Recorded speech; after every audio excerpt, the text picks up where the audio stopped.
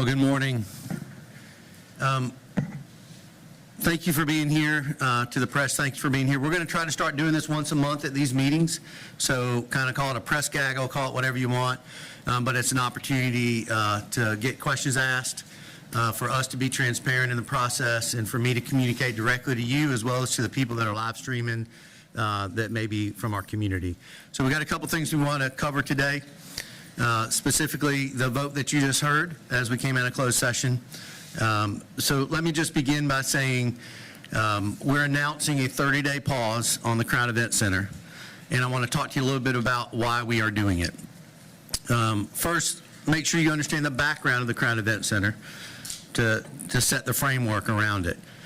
The Crown Event Center was designed as a venue that will host large events, conferences, entertainment, driving economic growth and providing space for our residents to gather and celebrate. If you recall, the original Crown Theater and Arena opened in 1967 and the ballroom in 1997. In 2022, the then Board of Commissioners hired MBP Carolinas as the owner's rep for the project and established a 3-member Crown Event Center committee. A project delivery team was also established, which comprised of key county staff and representatives from MBP Carolinas, the current Crown Complex Manager Oakview Group, or OVG, a project architect Ewing Cole, and construction manager at risk, CMR, TA Loving. On September 6, 2022, the Board of Commissioners, the then Board of Commissioners, approved guiding principles for the project following an engagement process that included members of the Community Engagement Committee across the community. On January 23rd of 2024, the Crown Event Committee approved a building program totaling 134,000 square feet and a total project budget of $145 million. The architect completed the design development package in April 2024, and on June 17, 2024, the Crown Event Center Committee authorized the project to move into the construction document development phase. On September 16, 2024, the Board of Commissioners, the then Board of Commissioners, approved a contract amendment with TA Loving for site work and demolition to allow the project to move into the construction phase. As all of you know, because most of you were there, a groundbreaking for the Crown Event Center was held on October 25th, 2024. We fully understand that this is a significant investment for our community. With a project totaling over $145 million, it's vital that we ensure that every dollar that is spent is being efficiently and effectively for the benefit of our taxpayers. So why the pause? This board wants to ensure there's transparency, accountability, and ensure that this project is on track to deliver the best possible results for our community. That is of the utmost importance to this board.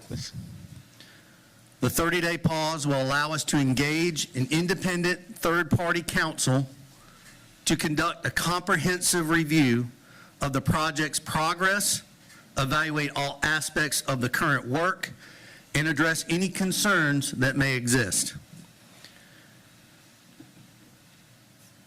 We want to follow the best possible procedures for every phase of this work, and we want to ensure that it is properly reviewed.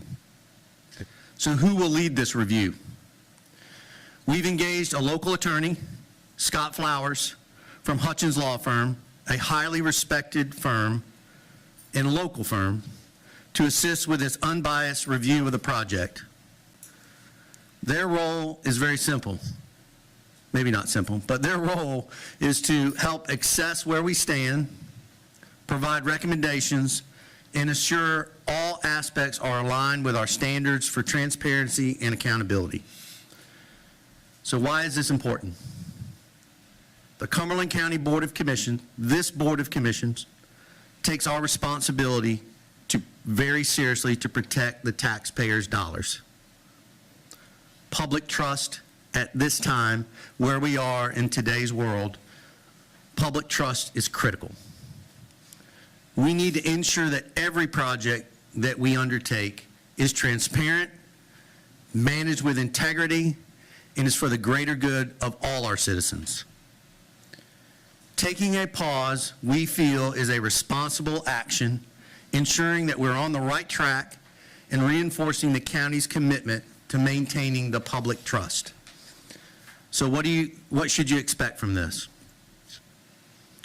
So during this 30-day pause, we'll continue to remain in communication. I will do press conferences like this. We'll be on social media. We'll conduct press releases. Our communications department will ensure that we're keeping the community and keeping the public informed of any critical action along this 30 days. At the end of this review period, we will come back to you, probably in this format or something similar, and talk about what our next steps are. Talk about any findings and what the next steps are. We'll continue to look at those next steps, and we'll come back to you as a board and update you along the way with any results. I want to be very clear that there is a commitment that this board has to the public. We're committing to ensuring that every decision that we take, that we make on your behalf, and we don't take those decisions lightly, that they reflect the values of accountability and transparency. We will make sure that everyone stays informed during the process. And again, I want to appreciate the press being here today. Y'all are a key piece of helping us get this message out. And I want to encourage the residents that are listening or may read about this later to stay engaged, ask us questions, and remain patient as we complete this review.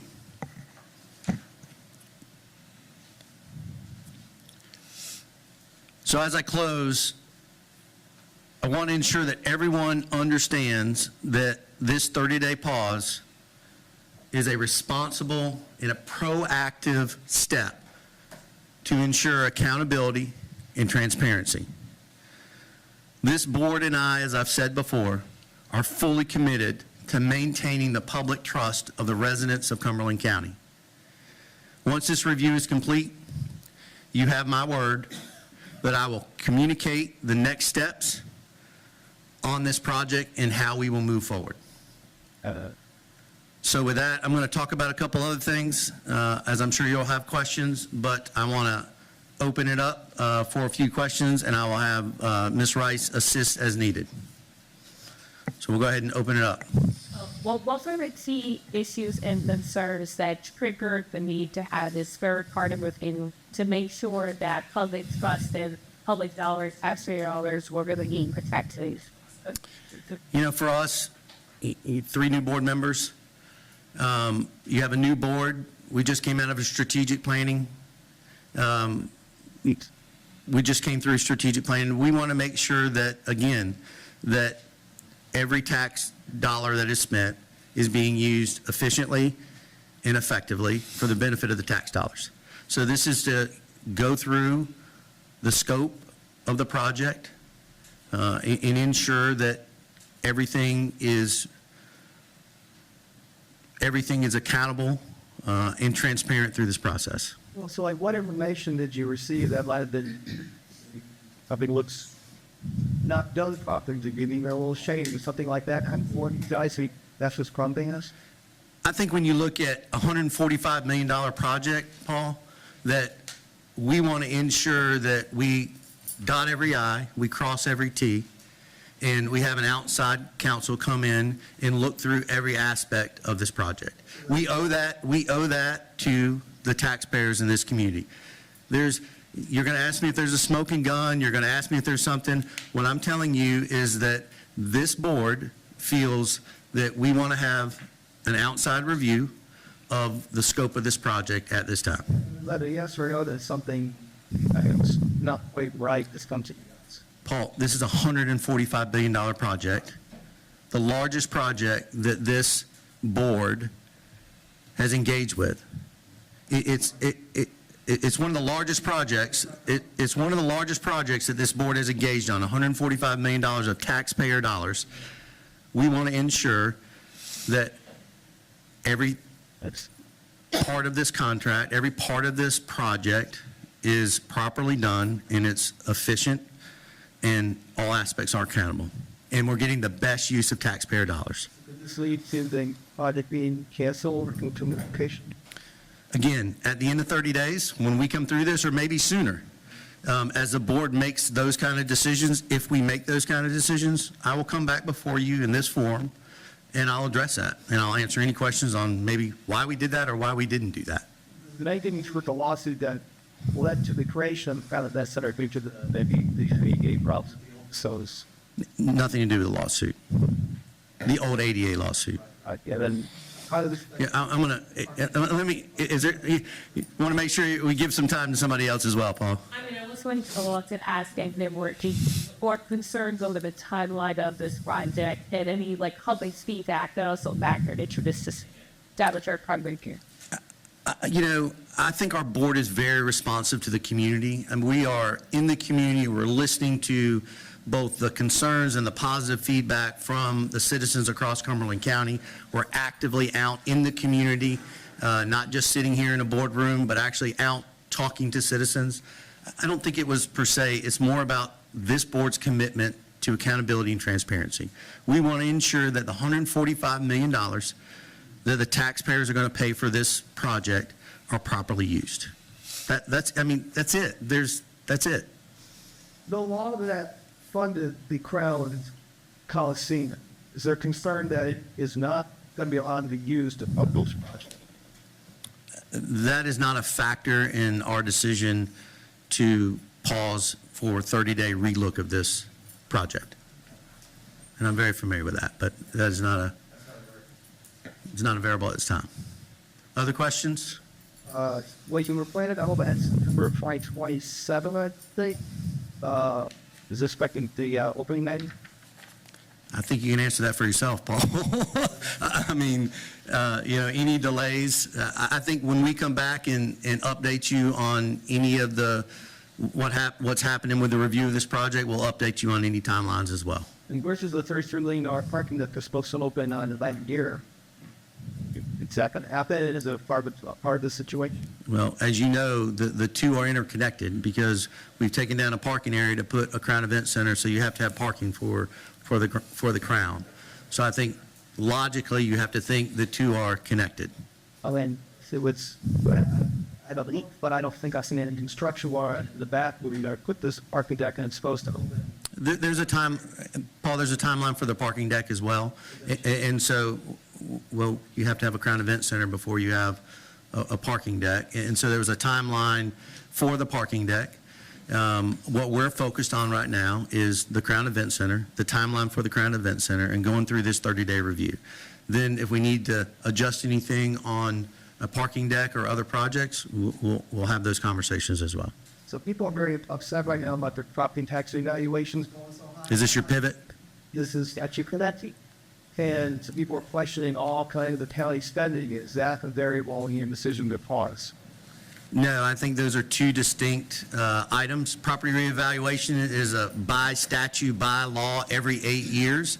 I think what you're seeing is you've got a new board that came out of strategic planning, on board less than 75 days. We're very focused on ensuring that we deliver the services to this community in the most efficient and cost-effective way to our taxpayers. I think that's what you're seeing. The tax reevaluation is a timing that happens every 8 years that leads up to the budget cycle where we'll set a tax rate and adjust from there. The city is having lots of difficulties, but this contractors that people have done business with will have the parking deck. Prince Charles project, you'll have to your contract. I can't speak to what the legal issues that the city has. I can just tell you that we are taking a 30-day pause to have outside counsel come in and review the scopes of the contracts, the process, where we are, and ensuring that we have transparency and accountability in this project.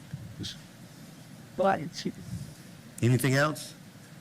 No other questions? I'll move away from the Crown event. If there's any other questions that you'd like to ask at this time.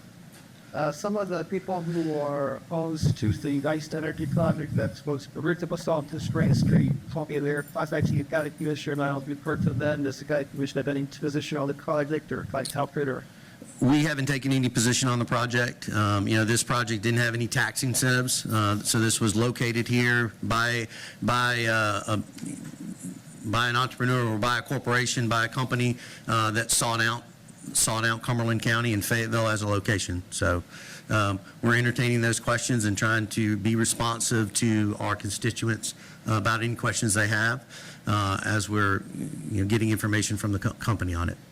Does the county have any concerns with this, especially after all the Gen X PFAS situation, that this company may bring some willingness that we don't know to yet? I think this board is always conscious about our environment and the impact that any company has on our environment in our community, especially when it comes to water and the natural resources we have across our community. So we're always going to have those concerns. Property evaluation sometimes again a benefit by it serve as I think where the tax rate is not decided and it's still somehow there, so we still really don't exactly what tax those people would pay. But there still is a lot of anxiety with followers at the image about how much they will be paying in taxes, and there could be a large turnout of people coming out to do those evaluations. Can you talk more about the bandwidth that McJones has to support people in that process? He did open it to Torchline to address that. So, what can happen here if there's a whole form of people coming out for sport? Yes. First of all, it's a property owner's right to appeal that process. And if they feel like they should, then we're going to ensure, and Mr. Utley's here, our tax administrator is here with us today, but we're going to ensure that we have the resources to make sure that we properly respond to our residents if they have questions. That's why we've established a call center. That's why we provided the information online. That's why we have additional staff upstairs to provide any answers and create a conduit into the office or to ask them to be there to answer some initial questions. But we're committed to ensuring that if somebody has a question, they get it answered and the resources are there to do it. I know there's a lot of confusion, tax value or property value versus tax rate. I would just encourage the residents that if they have questions, they call the tax administration office. They're there to, or come down to the courthouse and do it in person for whatever reason you may have. And then continue to talk with your Board of Commissioners as we go through this budget process to determine what that tax rate will be, and that ultimately will be the tax bill that the residents get in August. So some of the residents, the great speaker, for example, Mr. Waters, have gotten their property values reduced due to the contamination of atrocities. And there's things, when the revals were done, did that take into account the contamination, or did they have to mention, does everything have to come back that get us the clues, get it lower again? Again, I would encourage that if you have a question around your property valuation, that you come see our tax administration office. It's done off of market values. It's done off of comps. There's a procedure that's been explained, and it's explained on our FAQs on our website on how those property values were set. Did that procedure take something up, peak estimate down here? So again, it's done by market rates Right. and current comparable comps. So it might not have. It was done off of market rates. It may be a better question for the real estate market. They can speak to market values. So remember, this tax reevaluation is to level out to market values. So your question around what plays into those market values and comparables is probably, I'm not a subject matter expert on it, probably a good question for the Longleaf Pine Realtors or someone like that to kind of talk about market rates. Does the county's records indicate we lowered the value due to a serious public piece of property, so when we revalue to it later, we had to cap the might or might not?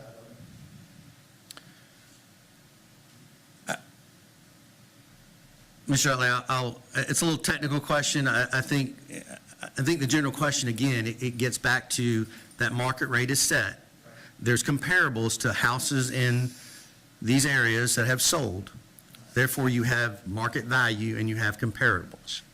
Again, I will stress that if a person believes or feels that their valuation is not accurate, they need to come down and see Mr. Utley at the tax administration office, bring their documentation. There's a window where it's not as formal, it's less formal. So bring your documentations down, bring your information, contact the tax administration office, and work through those issues. That's what this process is for. You get that's sort of how many people have already decided to. I do not. The last time I checked this week, it was a little under 1,000. Do you have an estimate for how many you get this year? No idea. I had shared pretty soon, and other night when value's still not quite a bit, so you got about 16,000 peanuts. So, food and over. So, Paul, we want to encourage people that if they want to make an appeal, that informal appeal period ends on March 24th. And then after that, there's a formal appeal process. But again, if you have a question about your valuation, please contact our tax office. They are there to answer your questions. Another topic, you don't have any indication with all the cost cutting, the DOGE program in Washington, where you like, some grants will be frozen, some grants get canceled, other funding may be affected. Maybe you have employees who are funded by federal dollars. Now you might have some concerns that you're not going to be able to retain them. What's on? Great question, Paul. We were actually in D.C. yesterday. Commissioner Patel and I, along with a couple members from staff, were, as part of a conference, visiting our members. We met with both congressional members, both Congressman Hudson and Rouser, as well as Senator Tillis and Senator Budd, and asked some of those questions around that. Right now we're not seeing an impact, but as we learned yesterday, everything is still very fluid, and so our staff is staying very diligent as far as which grants have already been awarded and have they've already been funded, as well as positions as well, grant-funded positions. But there's a bigger piece to this, and that was a conversation that we talked about yesterday, is what's the overall potential impact on us as a county and us as a region potentially. When you look at Fort Bragg, when you look at civilian workers, DOD workers, as well as other federal workers in this, in this community, what's that impact? There's really not a crystal ball right now, unfortunately, even with the lawmakers that are right there in the middle of it. And so, their commitment to us is as they learn things, they will ensure that they connect to our staff and let them know whether it's grant related or it's personnel related. And so it's a constant commitment to communicating between the two parties. Did you get any indication from them? We got the system of checks and balances. Congress is an equal partner with this president in running the country. Are they going to say, administration says, well, you got to cut this, and you tell your congressman, no, we need to keep this. Are they going to stand up for us? I think that's a question. I'm not in Congress, Paul. I think that's a question for Congressman Hudson and Congressman Rouser. I think they're very committed. What we heard yesterday is they're very committed to the citizens in their districts, and they're very committed to Cumberland County and the people that live here, including the veterans and military families. Let's circle back on another topic. Does anybody else have anything else, or we just? There we go. So you mentioned at the previous meeting last week for that you guys were looking at doing the property evaluation every 4 years. Is that every 8? Out of that, is that a decision that we're going to find out new and working back? So our county manager will review what that is. He's going to provide that information back to us, and the board will take action. It's not an action we need to take immediately. Of course, we're just going to look at the feedback and look at the benefits to doing it every 4 years versus 8 years to try to get some leveling out. Other communities, you're seeing a lot of other counties across the North Carolina begin to do that. So we wanted our manager so the board directed our manager to investigate that and bring back his recommendations along with our tax administrator's recommendation. You're not in the press, but I'll get to you though. Go ahead. If you do build a parking deck, would you be charging parking? I think that's based on the model that we have in the parking deck, and we haven't stood up a parking deck committee. We don't have, we're on the very close side of we're on the very near side of the parking deck discussions right now. I think right now, we're going to take this 30-day pause, and we're going to review this project and ensure that accountability and transparency are part of this project. Anything else from the press? Of course, I have to open it up to the community for Mr. Waters. Sure. Tax valuation for bonds, they used comparable market values map. It did not take into account. I looked at all 8 that I was compared to.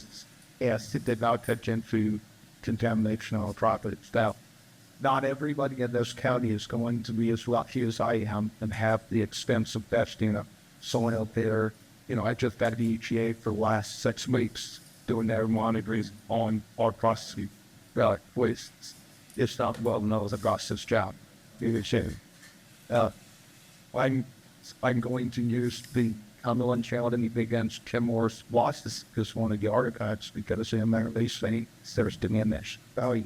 That's major science. Diminished values of stock. I have, the air monitoring, the soil and that. Not everybody will have that. Those artifacts be used. People that live close in those proximity because two things for this 2,550 large petroleum disaster damage. That's my glass check. My glass is condemned.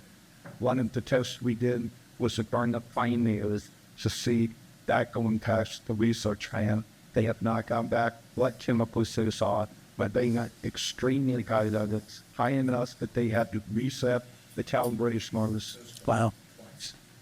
So, for us, a lot, to have 1,000, you're going to get over the next 3 weekends, I'm helping the prison build their active and for the employment process. And one of the things, there's going to be Sean Gannon is the this decision, Tom Seymour's DuPont saying they did from 1984 on as they were contaminating West scooters to the suspect.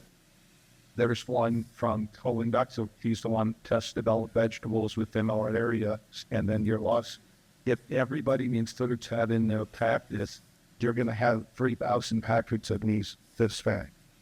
It doesn't make sense that you put those 3 things because an artifact is counting medicine and they can refer to things instead of you guys having to go through thousands of packets. That's something that I didn't come about to. And Mr. Waters, You're almost to the basic work, but I'm good. And first and foremost, Mr. Waters, I appreciate your knowledge on this issue and your commitment to helping people across the community understand this issue in very basic terms. I would encourage you to connect with the tax assessor when you go upstairs. 2018. Yep. An assessment, 15% reduction on one of my lots, 27% Yep. on my house. That is disregarded on the new evaluation, and over 170%. So again, that's why we're encouraging people. It would be good for you to connect. We may even look at, depending on the size, we have a public engagement, a community engagement campaign around the revow. Maybe opportunities where we're moving around to different municipalities at their meetings and we're briefing as another way to educate the community on the revow. As we look to see community meetings, there may be opportunities that we extend that out to community meetings, and I'll leave that to Ms. Rice and Mr. Utley. I love you guys. The 4 years, that makes a lot wiser decision than 8 years, because then it's not really excusing the astronomically just. Thank you for. Hey, I'm going to be leaving Cumberland down. Thank you, Mr. Waters. I always appreciate you. Ms. Rice? Thank you so much. You're welcome to stay afterward and ask additional questions. We're here to talk if you'd like to, but that's it for our press conference. Thanks for coming.